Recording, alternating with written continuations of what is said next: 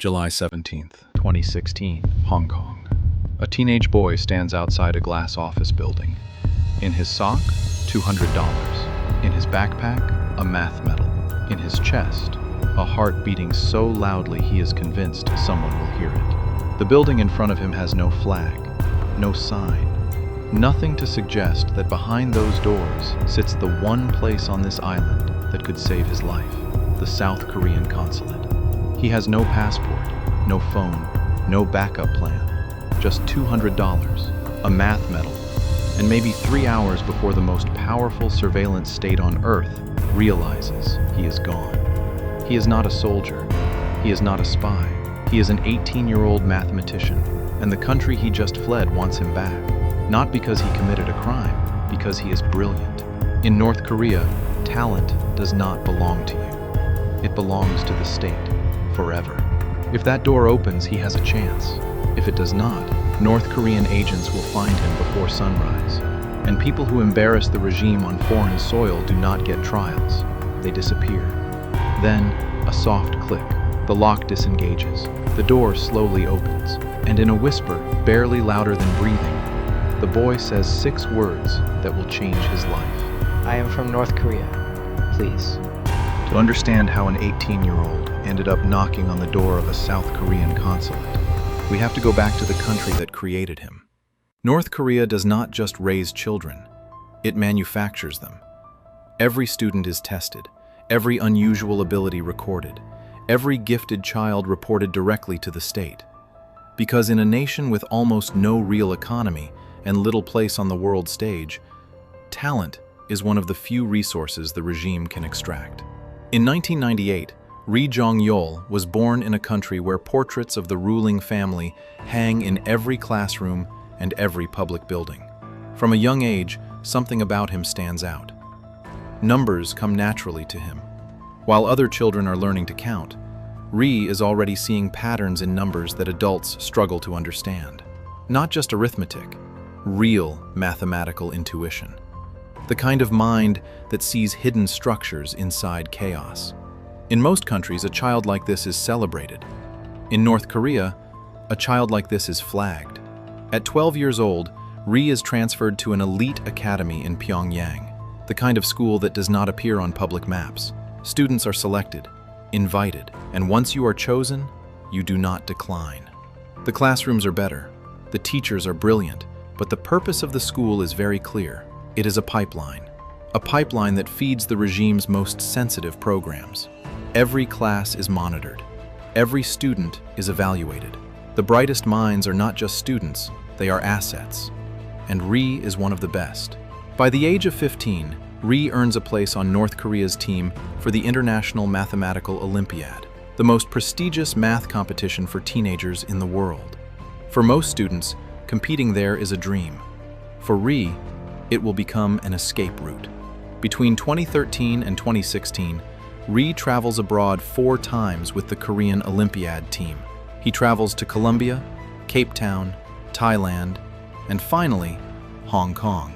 Each year he performs brilliantly, winning silver medals for his country. But during those trips, something happens the regime never intended. Ri sees the outside world, and once you see it, you cannot unsee it. Students laughing freely, browsing the internet with no filters, teenagers wandering through cities with no handlers watching their every step, choosing what they want to eat, saying what they want to say. Freedom so ordinary, most of them barely notice it exists, but Ri does. And every time he returns to Pyongyang, the country feels different, darker, smaller. He never says a word, but somewhere inside his mind, a calculation has already begun. In late 2015, Ri returns from Thailand with his 3rd silver medal. He expects life to continue as usual. Instead, something changes. Teachers start watching him differently, not proudly, carefully. Within weeks, he understands why. Government officials begin questioning people around him, his teachers, his neighbors, even the families of his classmates. In North Korea, that kind of investigation means only one thing. You have been selected. But selected for what?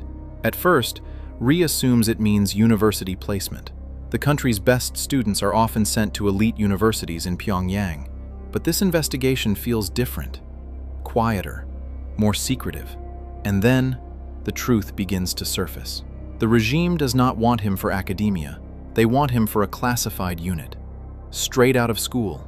No public career. No choice. Ri pieces it together the same way he solves equations. North Korea operates one of the most sophisticated state-sponsored hacking operations in the world. Elite mathematicians are recruited to steal billions from foreign banks and cryptocurrency exchanges. The money funds the regime's weapons programs. In the best scenario, Ri becomes a cyber warfare hacker. In the worst, he becomes a weapons mathematician, calculating nuclear yields inside a sealed military facility, a place he would never be allowed to leave. This is not an opportunity, it is a life sentence. But Ri still has one thing left, one final trip abroad. The 2016 International Mathematical Olympiad.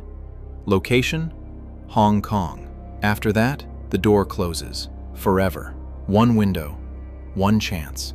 And Ri understands something with terrifying clarity. This is the last moment in his life he will ever be free. He is not going back. Before he leaves for Hong Kong, Ri does something unbelievably dangerous. He tells his father.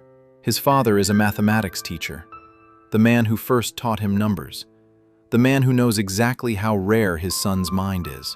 Ri explains everything, quietly, carefully. He plans to defect. His father says nothing for a long time. Then he stands up, walks to a drawer, and pulls out $200. Foreign currency is illegal in large amounts in North Korea. If discovered, this alone could destroy the entire family. Because North Korea practices collective punishment. If one person defects, parents, siblings, grandparents, 3 generations can be sent to prison camps. His father knows this. He presses the money into Ri's hand anyway. No speech, no advice, just an embrace. Both of them understand something neither says out loud. They will probably never see each other again. His mother never learns the plan, because knowing would put her in danger. So Ri says goodbye the only safe way he can. He does not say it at all. He picks up his bag and walks out the door. Hong Kong, July 2016. The competition lasts 6 days. On the surface, Ri behaves like every other contestant, but inside his mind, he is running calculations.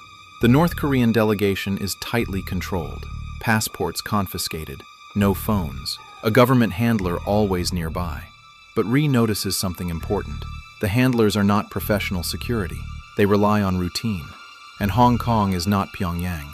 7 million people, crowded streets, thousands of taxis. One quiet teenager with a backpack will not stand out. On July 16th, Ri receives his 4th consecutive silver medal. He smiles for the photographs, then returns to the dormitory, fully dressed, shoes on, bag packed, waiting. At 2 a.m., the building goes silent.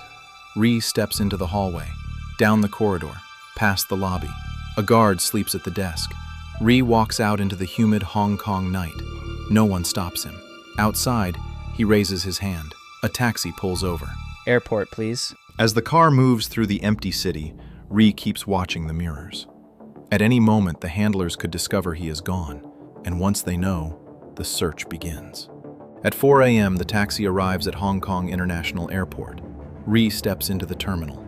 For the first time in his life, he is completely alone. No passport, no phone, no contacts. Just one plan. Find a South Korean.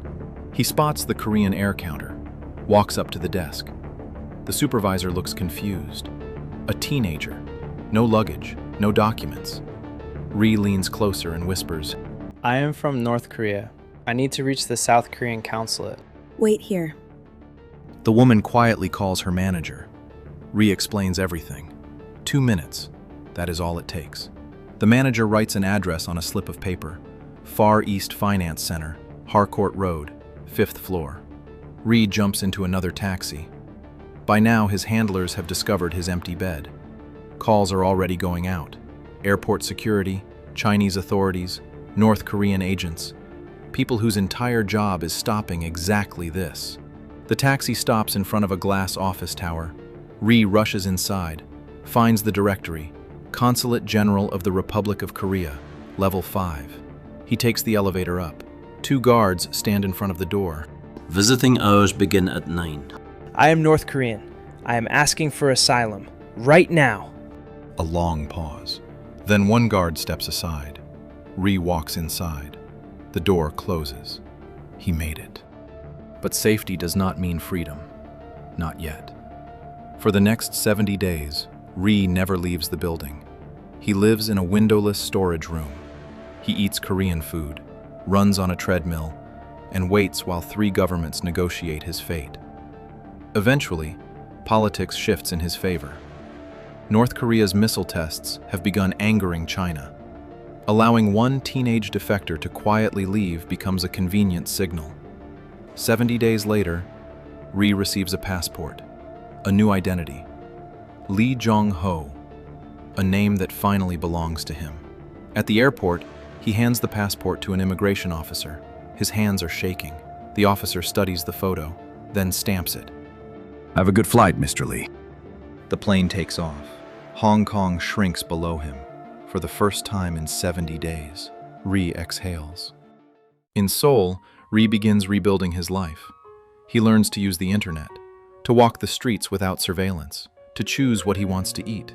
Within a year, he is admitted to Seoul National University, the most competitive university in South Korea. He studies mathematics. The mind the regime tried to weaponize is finally free. But there is one part of the story Ri never tells: his father.